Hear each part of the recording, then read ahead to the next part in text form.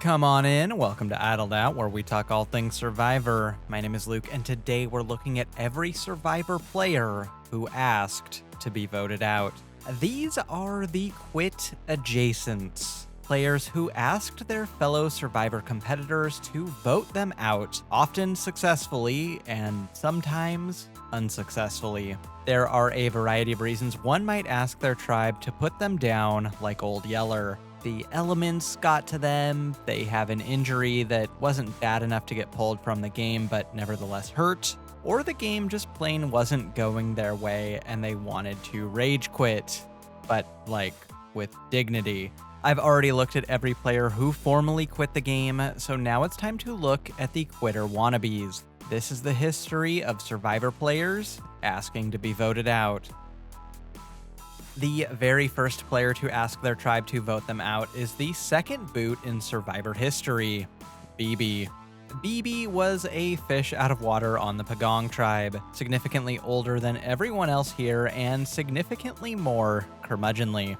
He kinda sorta bonded with Gretchen and Ramona, two of the more mature members of this tribe, but he struggled socially with everyone else. I don't think BB really got Greg's detached Gen X sense of humor. BB probably thought Jay Leno was too edgy. Around day 4 or 5, BB had had enough of living outdoor with these clowns.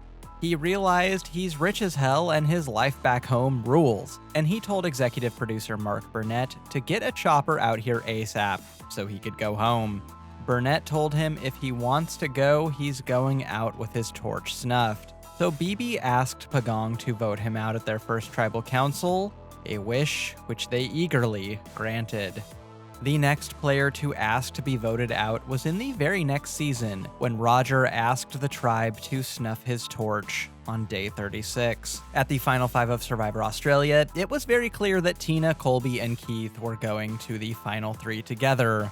And without a prayer of winning immunity with Colby still in the game, Rodger and Elizabeth were the next 2 to go. They had been together since day 1 on Kucha, and had formed a very wholesome father-daughter relationship. So when it came time for one of the 2 of them to get voted out, Rodger asked the powers that be to send him home instead of Elizabeth so that she could have a few more days in the game, which they agreed to. Now, Elizabeth was so emaciated her hair was falling out, so maybe this actually wasn't the best idea. But still, it's a super sweet moment, proof of Rodger's upstanding moral character. Dude is like the last uncancelled member of Kucha. No, I don't count Nick because, frankly, I forgot about him. We didn't get any players asking to be voted out again until Season 6, Survivor Amazon, when not 1 but 2 players asked to be voted out, and did not get their wish granted. First is Shawna, who asked to be voted out before the tribe swap, as the elements were breaking her down mentally and physically. But her allies, primarily Dina, refused to let her go, as she was a solid number who would vote as told. Man, imagine getting voted out over someone who is literally begging to go home. Now, Shawna actually had a change of heart about going home once the tribe swap happened and some testosterone entered her life. Suddenly, she was very keen to stay. But, too little too late, I guess. Similarly, Jenna, the season's ultimate winner, asked the tribe to vote her out at the final 5. She was sick. One of her closest allies, Rob, voted out one of her other closest allies, Alex, and Butch accidentally burning down the camp was the last straw, leading to an understandable mental breakdown. Now, the 3 men ended up voting out Heidi this round in part because Jenna was so broken down, and she actually bounced back later and won. So maybe this was just a 10,000 IQ play. But imagine living with Matt. You'd be on edge too. God, it's like sleeping next to Jason Voorhees. She's creepy. He's creepy. The next player to ask their tribe to vote them out was Jeff Wilson in Survivor Palau. In Palau, Jeff Wilson had it all. He was the kinda sorta oolong tribe leader, he was in a showmance with Kim, and he had the entire tribe on his side. What he did not have was night vision. Early in the game, Jeff stepped on a coconut in the middle of the night while getting up to pee and rolled his ankle. He believed that in his injured state, he'd only hinder the tribe further, so he asked to be voted out on day 8, when Oolong lost the third of what would be many immunity challenges. Now, the rest of the tribe actually seriously hesitates on sending him home because, let's be real, Jeff with one good leg is still better in challenges than Kim, James, and Ibrahim, but they ultimately honored his desire to go home. The rest of the tribe followed suit. You know, there's two ways to look at this one. Jeff either did what leaders do and fell on the sword for his tribe in the hopes that they would improve without him, or he saw the way the winds were blowing for Oolong and just decided to bounce early. I choose to believe the second. 30 days later in the same season, Ian asked to be voted out after a grueling final immunity showdown against Tom. Around hour 12 of the final immunity challenge, Ian made Tom the best deal in Survivor history. Here's Ian's pitch. He'll jump down after a 12-hour endurance challenge on the condition that Tom votes him out, essentially handing Tom the game. Ian? I think you've got something backwards here. While Ian entered final immunity hoping to defeat Tom and take Katie to the end for an easy win, by the end of the challenge, he'd had a change of heart. It had been an emotional couple of days. He'd seriously upset both Tom and Katie, his two closest allies, whose relationships he genuinely valued, and both Tom and Katie used Ian's sincerity and kindness to really turn the screws on him. Ian promised, then backed out of a deal to take Katie on the Final 5 reward, then had the audacity to go after Tom at Final 4. At Final Immunity, hoping to atone for the prior betrayals of his two friends, Ian stepped down after 12 long hours, and Tom granted his wish right then and there at an impromptu tribal council, sending Ian to the jury, dignity intact. A respectable move, but that said, I would love to play poker with this guy. 6 seasons later in Survivor Micronesia, Johnny Fairplay asked for a mercy killing on day 3. Fairplay was strategically very well positioned between the two alliances on Malakal, and theoretically could have played Kingmaker on this tribe. He was the belle of the ball, and everyone and their grandma was trying to take Fairplay to prom. But as we saw it on the episode, Fairplay said he missed his girlfriend and daughter, and so he asked for and received a unanimous elimination at the first tribal council. Now, that's what we saw, but there's a bit more to it than that. Literally just a few weeks before going out for Fans vs. Favorites, Fairplay was at the Fox reality channel Really Awards, and on stage he jumped on Danny Bonaducci, former child actor on The Partridge Family, and a guy who also had a reality TV show, Breaking Bonaducci, on VH1. Bonaducci took the title of his reality show perhaps a tad too literally, because when Fairplay playfully jumped on him at the award show, Bonaducci flipped Fairplay over his shoulder and dropped him on the ground face first, breaking Fairplay's jaw and busting out several teeth. Fairplay was obviously still in recovery and on even more painkillers than usual when he went out for Micronesia, and I'm actually really surprised he was allowed to go out at all. Yao-Man smashing his face into the boat on day 1 didn't help things. This is why we see Fairplay whining about this rather benign incident the whole episode. Fairplay was in an obscene amount of pain, so the Malakal favorites respectfully voted him out per his wishes on day 3, making Jeff so happy he could kiss Bonaducci.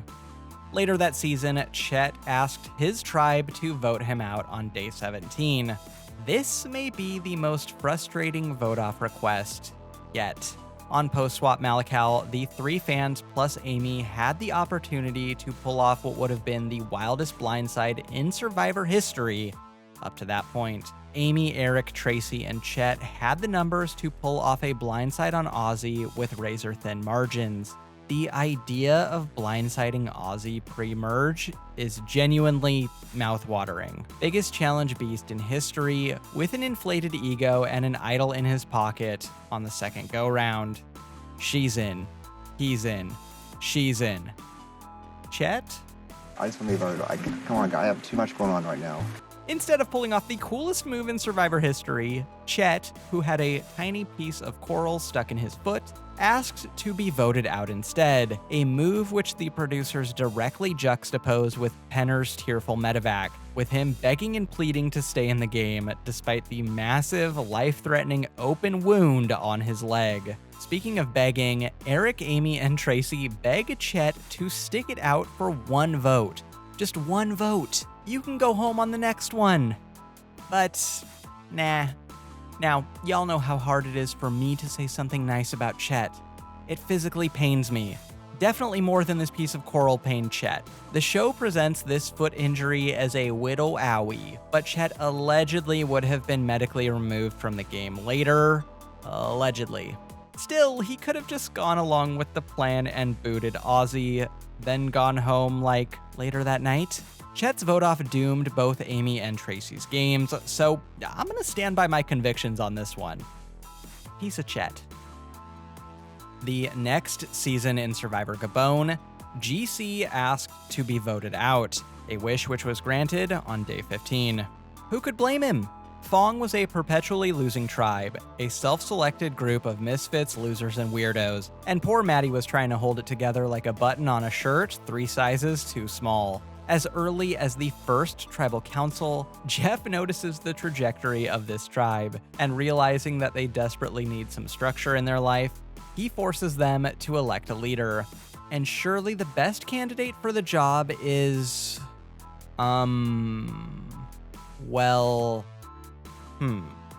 The tribe settles on GC because, sure, why not? But this proves to be a hindrance rather than a boon. GC tried to lead for like 12 hours, but gets frustrated and then just renounces his leadership role like the next day. And then later just disappears from the game completely. Like he just went missing before a challenge. They could not find him. Dude straight up went AFK at the loading screen. Anyway, GC decided he'd G-seen enough of Survivor, and after seeing that he was still on Fong after the swap, he asked his alliance to vote him off. And so they sent him packing, once they found him. Speaking of tribe leaders requesting to be put down, Jimmy Johnson asked for and was granted a mercy killing in Survivor Nicaragua 4 seasons later. Dallas Cowboys coach Jimmy Johnson's a longtime Survivor fan and finally got his shot to play on season 21. As a 2-time Super Bowl winning coach, Jimmy Johnson knows a thing or two about leadership, and he did his best to steer the Trainwreck Espada tribe in the right direction. But this tribe of players who are 40 years and older were somehow less mature than the tribe of 20-somethings. Seriously, a guy who calls himself Benry was more mature than half these geezers. Jimmy genuinely tried, but Espada was a truly hopeless cause. And also, Jimmy Tarantino was constantly challenging his role as tribe leader. I don't know, man. How many Super Bowls have you won? Like BB, Jimmy Johnson realized his net worth is worth more than all these people put together, and he could be hanging out in his mansion with Terry Bradshaw instead of starving in Nicaragua with Jimmy Tarantino. So he quietly asked for his tribe to punt him on day 8, which they begrudgingly agreed to. Actually, now that I think about it, I'd probably take Jimmy T instead. A few seasons later in Survivor South Pacific, Ozzy strategically requested that his tribe vote him out and send him to Redemption Island, hoping to fool Upolu into the false belief that Savai blindsided him, knock out Christine and return to the game, and give Savai the numbers to at least tie Upolu at the merge. Well, 1 out of 3 ain't bad. This was actually a really exciting gambit on Ozzy's part, and you can never argue that this guy isn't a team player. And while it was ultimately successful, Ozzy handily defeated Christine and came back into the game at the merge. It was undone immediately by Cochran flipping on his tribe at the first merge vote, and Ozzy soon found himself back at his old stomping ground. Literally, he threw a tantrum. We didn't get another player asking their tribe to vote them out until Survivor Worlds Apart, when Jenn all but threw in the towel after her bestie Haley was voted out at the merge. After Haley was voted out, Jenn knew that a pagonging was coming. She was surrounded by people she hated, and so she basically gave up the next round, even offering Joe immunity should she win it. Jenn's gotten a lot of flack for this over the years, and I'm gonna counter with one word: Dan. And also Rodney. And Will. Okay, that's 3 words. Jenn's wish to go home, however, wasn't even granted this round. Joe was voted out instead, but she did follow him out the door next. Hope they have margaritas at Ponderosa. The very next season, Keith asked the tribe to vote him out in order to save Kimmy. At the final 6 of this season, there were 2 deadlocked votes in a row. First, Jeremy and Wentworth negated all 6 votes with immunity idols, then a tie vote between Kimmy and Tasha. Per Survivor rules, the 4 players not involved in the second tie, Jeremy, Wentworth, Spencer, and Keith, had to reach a unanimous decision between either Kimmy or Tasha, or else Keith will be eliminated by default because Tasha and Kimmy had votes, Jeremy and Wentworth played idols, and Spencer had immunity.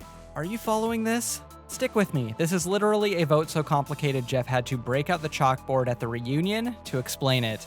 During this debate, Keith actually tearfully requested that the tribe fail to reach a consensus vote and just go ahead and eliminate him by default, arguing that Kimmy's a single mom and she needs the money more than he does. Wentworth eventually talks him out of this sacrifice, but it actually really speaks to Keith's character and big heart, in my opinion, that he was sincerely willing to fall on the sword so that Kimmy could have a shot at the money. She's a mama. No. You're gonna give up your spot? Yeah, she's single mama, 2 young babies. Send me to the house. Are you serious? I'm good. I am good. No. God, I love Keith. Most wholesome king this game's ever seen. R.I.P. The most recent person to request they be voted out as of the writing of this video is Ben in Survivor Winners at War. For most of the post-merge, Ben had been in the majority alliance with Tony and Sarah, running the merge as a loyal lieutenant of the 2 most powerful players in the game. But at the final 5, Ben had a realization. He had a 0% chance to win the game against either of them, and he knew he would get raked over the coals at Final Tribal for blindly following Tony and Sarah and waiting too long to make a move. So at Final 5, he tearfully asked Sarah to join Michelle and Natalie in voting him out, feeling that his journey in the game of Survivor was complete, as well as to give Sarah a chance to pad her resume further and also to protect his mental health. It's a disappointing move from a former winner to give up so close to the end, but I do respect Ben for putting his own mental health first. I mean, this jury was going to tear him to shreds. Plus, this move spared Michelle, so if anything, we should all be thanking him. That's it. Every player I know of who asked the tribe to vote them out, from mercy killings to noble sacrifices, and everything in between. Though they're sometimes labeled as quitters or quitter adjacent, I wouldn't necessarily agree, at least for most of them. Nevertheless, I doubt we'll see many more of these in the future. With the focus on casting Survivor superfans nowadays, it's hard to envision modern players willingly getting their torch snuffed, and that is likely for the best. That said, it's also hard to envision modern players being cool enough to flirt with Kim Mullen or hang out with Danny Bonaducci, so take that for what you will. Got nothing else for ya. Please don't shrug me off like Fairplay over Danny Bonaducci's shoulder. Like and subscribe, and I'll get you more Survivor content just like this. Until next time, don't get idled out.